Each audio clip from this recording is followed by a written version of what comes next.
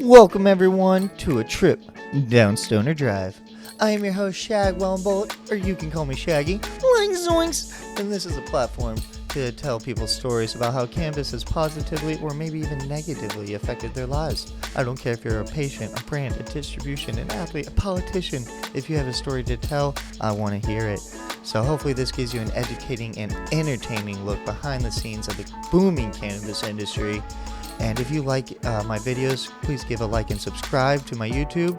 Also go to my website, shagwellensway.com, to get your shaggy swag and rock the clothes that you see in my videos. All right, well, welcome back. I'm still here with Dr. Mark Goldstein and world-renowned vet. We just had a fantastic conversation, so you can catch that in the previous episode. We went into his history as in the zoos and the clinics and just so many stories about elephants, goldfish, but most importantly, the relationship between people and animals. So thank you, Mark, for that. And now we're going to get into a little bit more personal experiences. And so, Mark, you have been diagnosed, which is now pancreatic cancer. But do you want to go in when you first learned about everything that was going on with you? Sure. And I do want to say, if you listen to Shaggy routinely, he must do something right, because I've done lots of interviews in my 40-plus years in my profession. This is a first. This is very much a first for so many different reasons. I've never talked about myself so personally online like this, and around the marijuana and medical marijuana and the benefit it's been for me. These have always been very private things, but now, thank heavens, living in California, it's very legal. And I do hope the federal government someday will see fit to take it out of that level 1 so that we can really get some really good information. Right now, so much of it's anecdotal. Absolutely. So my history, Shaggy. And I did just want to say real quick, I'm so thankful for meeting you because, I mean, you've heard my story of my parents with cancer and stuff, and how they use cannabis, and so because of that, it has allowed me to meet people like you to tell their story. And so I feel very honored that you are willing to come onto the show and talk about it, and then also talk about how cannabis has helped you, because it's just not very talked about now. It still has a stigma, even though it's legal in California and everything. And so that's what I hope to do, is educate and kind of break that stigma and show people stories that it's not just these random miracle stories around, but it can be a lot of people affected that you wouldn't even know. And I agree with everything you just said there, Shaggy. Personally, I developed rheumatoid arthritis first, about 10 years ago. For those of you who know someone with rheumatoid arthritis, you may know that it's not the same as degenerative arthritis or old age arthritis. This is an immune complex disease like lupus and others. And I was diagnosed about 12 years ago. It came on swiftly, and it was enormously painful. At the time, there were all kinds of medications.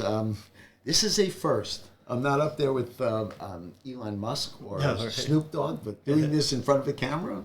What are we smoking, first of all? So this is a nice blend. I tried to do a nice hybrid, a little sativa, but more in the hybrid mix. I have a Yuzu Mac from Maven Genetics that we're smoking on. So a nice little blend of that. Then I also did their honey lemon hibiscus flower, another hybrid from Maven as well.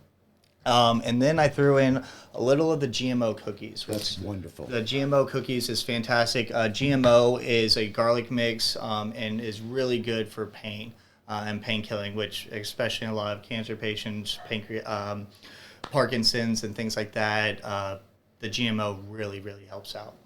Well, and for me, the rheumatoid arthritis hit, you're faced with first taking steroids, then you're using methotrexate, which in itself can cause what are called myeloproliferative cancers like leukemia over long term. So it's some tough decisions. It's about a matter of quality of life. What are you willing to put into your body to keep down the symptoms so you're enjoying what life has to offer? And I went down that, and here's where I have to be candid, because I had that. There were times during that period of time where it was 100% legal here in California. It was tolerated. And I sought it out. I grew up in the 60s. That left it behind then, went through my whole career. What I can say is I have never been under the influence of alcohol or any drug if I were the point person for any kind of medical procedure. If I was in clinics, if I was practicing, if I was on call, it wasn't thing. It just didn't go together.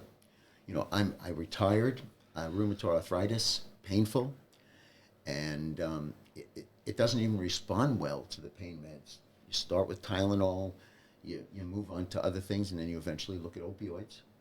There was a time, the first 4 or 5 years when I had rheumatoid arthritis, that I was on Ambien to sleep, Valium to sleep, hydromorphone for pain, all at the same time.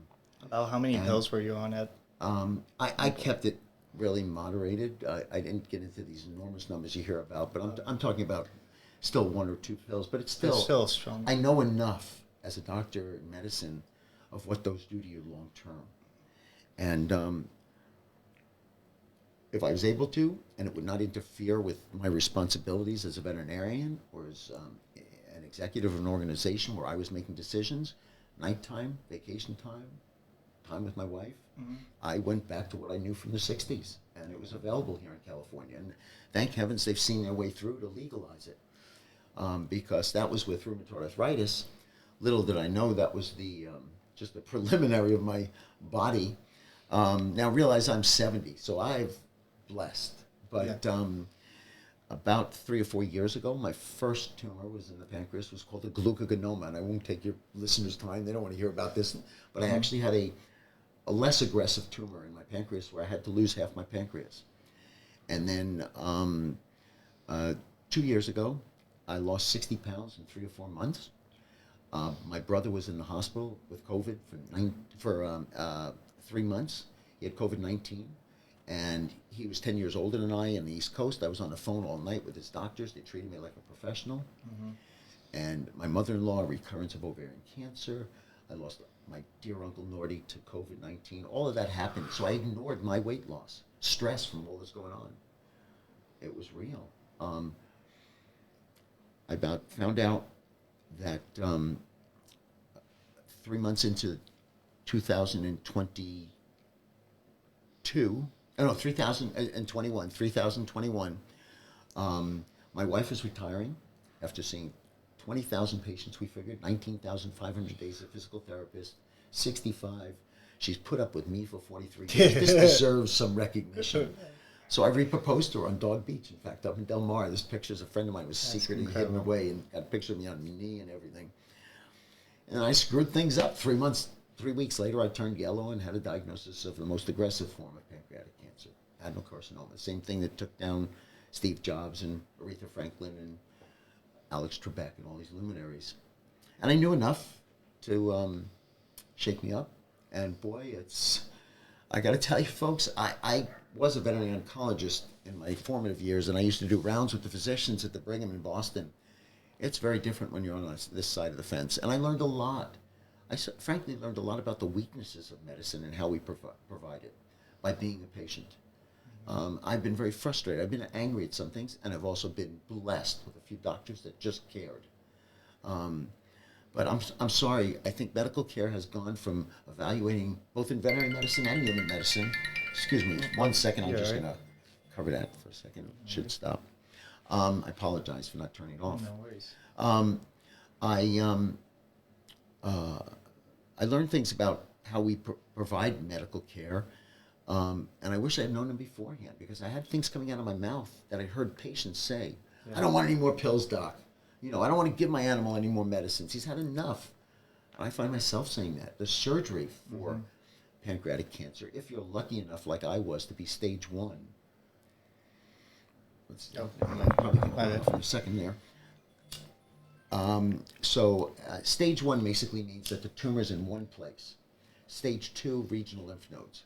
Sometimes with stage 2, but only with stage 1 really, where they do the Whipple procedure that people have heard about, which is very tough. But if you've got spots elsewhere in your body already, and that's 80% of people when they find out that they have pancreatic cancer, 80% it's already metastatic.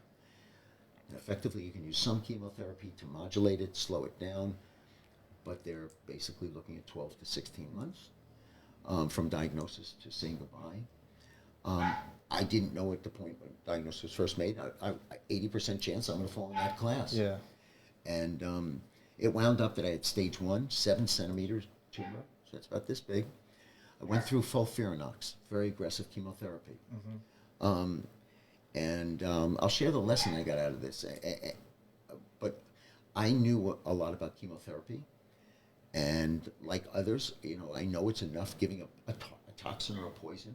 Yeah. Except for the more newest forms, the immunotherapy. These are wonderful. Cyberknife immunotherapy. Okay.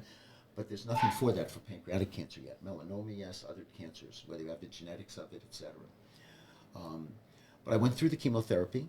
Only one of the 7 or 8 treatments almost killed me. I had a white cell count of 300. It should be 3,000. I had Klebsiella and E. coli in my blood. For anyone that's medically oriented, that's bacteria, that's septic. And I knew I was either going to see the roots or the green side of the grass in 48 hours. I made it through that and took 6 weeks off. Now, it has to do with the program today. Throughout all of this, my salvation sometimes was medical marijuana. Yeah. Just to be able to relax, just to feel good, just to not worry as much. Whether it was anxiety, pain, depression, aches, there were different strains thanks to the work that you do and the programs that you present and others do, and the stores that we both are familiar with.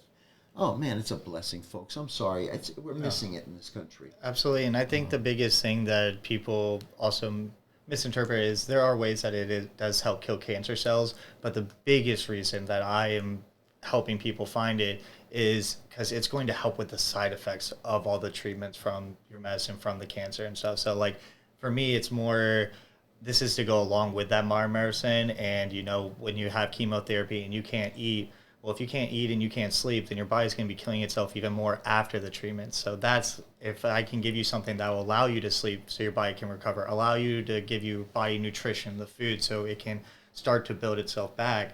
I mean, that's why I believe in it so much. And I do think it does help with the cancer. I've given my dad FSO oil a bunch, but I think it helps kind of mitigate instead of actually destroy the cancer itself. Fully. I think you need both. I think you're right on point. We lose things when we start to give any new treatment like it could solve the world. There are no magic bullets that I think are out there. But you're absolutely right. I'm a living case. Folks, I'm a responsible person. I'm a father, a grandfather.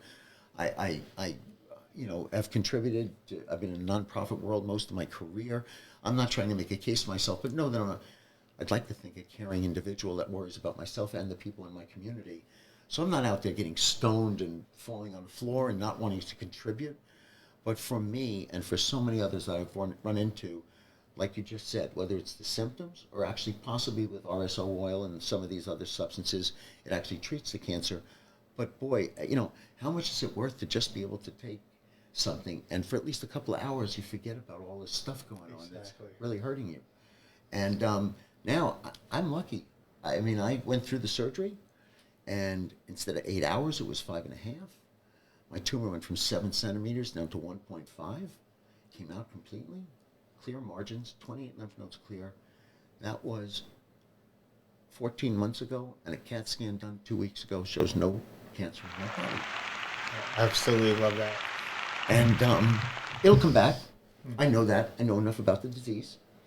Me personally, my grandkids are 10 and 8, and if you're familiar with the Jewish religion, I'm hoping they'll have a bar mitzvah at 13. So my agreement with the guy upstairs or the woman upstairs or who's ever listening, and please, I'll take any prayers from anywhere, any kind. It's one thing to believe, it's another not to take chances. Yep. But I'd like to be around to just see them go through that. Because I was able truly to say to my wife, when I got the diagnosis, if this is the last chapter, I'm okay. You're looking at a guy that have no major regrets, haven't left anything substantial on the table, been blessed so many different ways, survived an elephant accident, almost got eaten by a tiger. I'm driving an autonomous driving vehicle. I love technology. Has marijuana or medical marijuana been a big part of my life? Yeah, in one respect, it's helped me enjoy it when things have not been easy to enjoy. And that meant a lot. And that's what I think with the legalization of cannabis is I don't think everybody should be getting stoned. I don't think everybody should be smoking, but I think it should be available for the people that need it. And I think that as long as you use it responsibly, it should be able to be purchased just like anything else. And, it's just great just hearing your story. And also, I love that you do have an understanding of cancer. A lot of people think once you beat it, cool, it's gone. No, unfortunately, it's always there for the rest of your life. it's always there. My mom beat it. It came back 4 years later and got her. My dad beat liver cancer. It came back as colon cancer. He actually has his test in a few days. It'll be after we've already published this, but he'll have the results, and hopefully it's down. Yeah, it went from, I think, down to 7 major tumors down to 1 tiny one, and that's through proton therapy, which goes in as chemo but direct. They just go in and zap it. It's not your whole body getting it, but it's direct radiation to the spots. And then he used FSO oil, edibles, smoked, and things like that. And so it's just great hearing your story and how cannabis has helped you. Well, Shaggy, if I could share a couple of things, and I'd like to Absolutely. talk about what you do as a profession. But one of them, folks, please, if you know anyone has any one of these 3 things happening, sudden weight loss, and they assume it might have been something else, but if they can't explain why they've lost weight, have them see a doctor. If they have their urine turn orange, and now a topic most people don't talk about, if their stool is floating on the water and they see fat droplets and it has a really stronger odor, or if they have a pain, and this is the most important one to remember, if they have a pain just under their rib cage, toward the left side of their back, right here, and just don't make the mistake that happens so often. The first time you bring that into the doctor, oh, you hurt your back, let's take some muscle relaxants. I'll see you back in 2 weeks. Then they'll go through a whole liturgy, a whole thing of hurt back. Meanwhile, it's the pancreas that lays up right against the spinal cord. So if it's a very sharp pain, like somebody's just punching right in that spot, have them talk to somebody that at least thinks about pancreatic cancer, because you want to catch it then. And the other is, when I got the diagnosis too, it stopped me in my tracks. Besides being a hopefully loving husband and father and grandfather and to granddogs too, you ask yourself, why were you put here in the first place? So I hope you've achieved that today. In my case, I came up with 3 things: relieve suffering in animals, talk to the human-animal bond, which you're giving me the opportunity today. Thank you. Absolutely. And make people laugh. And for some reason, when people hear that have known me my whole life, the next statement I hear is, that explains it. But I do. I am laughing at death. And I will tell you, it is so important. I know it makes people feel so uncomfortable sometimes, but crying about it's not going to do anything. Shaggy, if I can put in, and he did not ask me to say what I'm about to say, but why do you do what when you work in the dispensaries, why do you do that? Besides, you get a job, some money on the table. No, food on the table, honestly, the reason I entered the industry was because my mom, experiencing that pain so young, made me want to help people not experience it. And so, helping people like you, and I've had many stories like this. Sorry. Take a breath. You've already answered my aunt. But helping people like you and helping other people just take away a little bit of pain. And folks, the reason I like to ask him is because I talk to my colleagues and I look at our profession compared to many others. When you ask a budster, as we call them, a person working like Shaggy does or in a show here, why do you do it? That's the answer you often get. And thank you for revealing yourself and being vulnerable there for a minute. And, when you get that person out there that says, we shouldn't be doing this, and they're sitting there drinking their beer or their shot of vodka, and I'm not opposed to drinking alcohol in moderation, but I'll bet you will not walk into one liquor store and ask somebody why they work there and get this kind of answer. They're not going to say, I want to help people. They're not going to say, I did this because I feel like I can make a difference in life. It's good business. I'm not dissing that.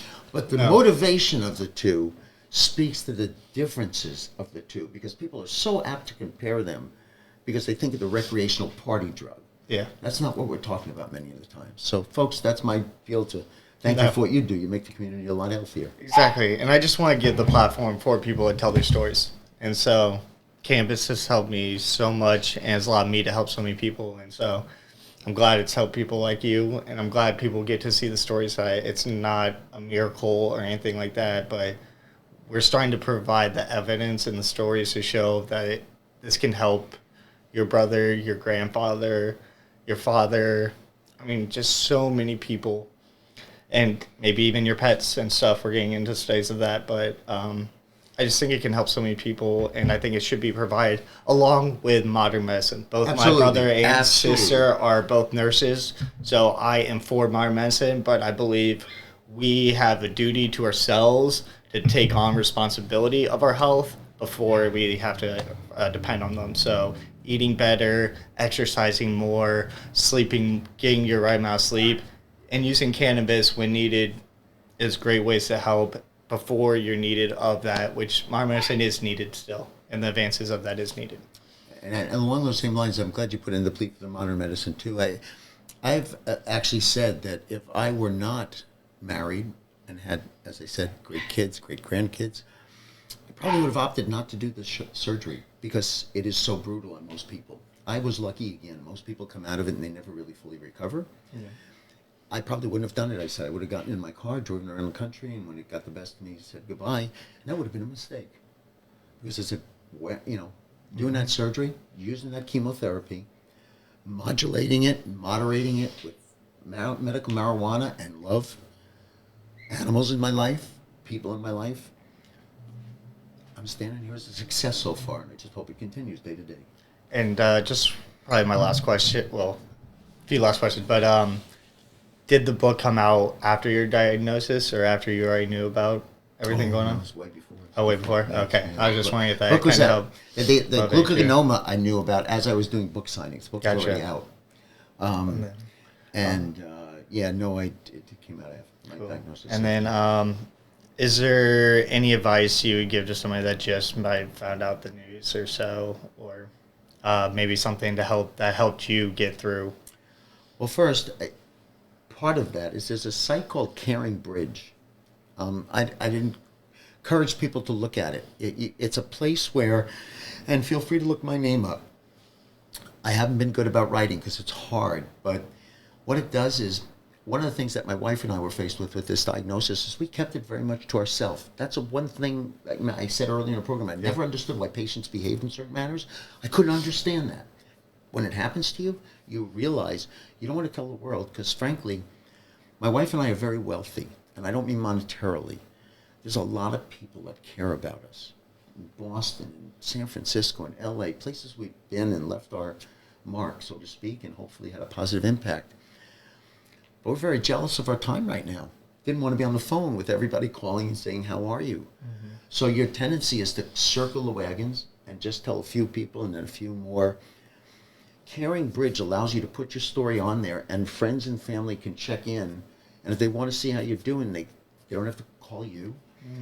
And they can leave a note. You can leave a note back to them. I know, talking to generations younger than me, this is no rocket science. I guess I'm probably talking more to my generation. It's called Caring Bridge. Take a look at it. It's a non-for-profit. They do survive by donations. I have nothing to do with them in any formal way, so I'm not. But boy, I'm glad I was able to do it because it helped in two ways. It allowed me to tell my story and allowed me to apologize up front to friends that might have been offended that they didn't hear it from me directly, and I explain it. And you know what? Maybe it's ego, but we so often hear that eulogies are given and you want to say, wow, I wish the person would have heard it when they were alive. The comments that are being left on my site at Caring Bridge, I truly know how people feel about it. Chris and I. I've had kids from kindergarten find me that way. And I've had people tell me how I affected their life that I had no clue. So Caring Bridge helps if you've got this diagnosis. Somehow find your sense of humor. Really, it's Peanuts. Snoopy said, "Laughter. The world's much better if you're laughing." Right. It really is. Absolutely. No matter what part of it. So laughter, and turn to a few trusted, positive friends, family, that you can just say to them, "Hey, I hope you don't mind, but you may call me one day, and it might take me 5 days to get back to you because I'm just not there." And you're going to find that you've got those people in your life, and they're not going to necessarily be the people you expect them to be. Some of them are the ones that you just had acquaintances with that suddenly rise to the occasion. Some can't deal with it. They have to separate themselves from you. And I don't judge anybody. That's another thing you learn right now. I'll judge myself, and I'll try not to waste time on trivial things and surround myself with positive people. Talk to people who have the same disease as you. It was helpful for you to know that they were odd, but that one or two or third person that's been alive 5, 10, one person 12 years. Majority not so, but that helps, gives you hope. And if you're such into prayer or spirituality, lean on it. Don't let anybody talk you out of it just because they may or may not believe in it. There you go. Awesome. Well, thank you so much. This has been one of the most meaningful interviews I've done. So I appreciate it. Check out Dr. Mark Goldstein. Lions and tigers and hamsters. What up, everybody? So I hope you've been enjoying my videos, my podcasts, my smoke spots. Well, I want to get out of just San Diego and hit the whole U.S. And I'm going to create a travel studio, my version of a mystery machine of a shuttle bus. Now, I should have this on the road and ready to go by fall, but if you want to help me get there sooner, I have created GoFundMe where you can help donate and create the mystery machine to Electric Boogaloo. So, if you support me, I appreciate it. Continue to like and subscribe to my videos, and everybody have a happy 420.